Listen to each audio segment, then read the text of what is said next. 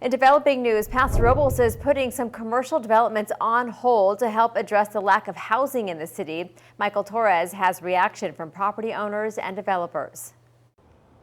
Karina, this has some of the real estate business unhappy, as tonight the City Council unanimously passed an urgency ordinance. Now what this means is that it prevents property owners who own apartments or condos to converting those properties into hotels or shopping centers. Lack of housing is an issue statewide, and the city of Paso Robles says it's trying to add more living options, not lose any, by passing the emergency ordinance.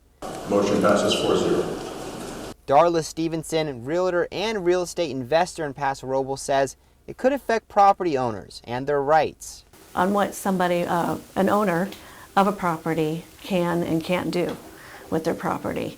Like they purchased that property for one reason, maybe to build whatever they planned on building, the way the zoning was meant for the property, and now that's going to be taken away.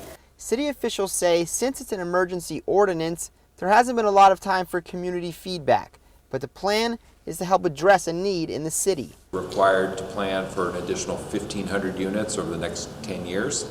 That's going to be a challenge for us, and as we're going through that process, we want to make sure we don't lose any of our existing housing stock, the existing apartment complexes throughout town. City officials say once the ordinance is further explained, he believes any potential concerns will be addressed. But Stevenson and her associate remain on the fence about the potential change to the housing market.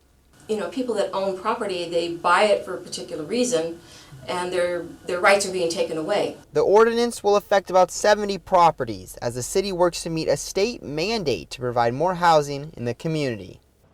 The ordinance will be in effect for 45 days starting tomorrow, and it will give people the opportunity to review it before it could be extended. In Paso Robles, Michael Torres, KSBY News.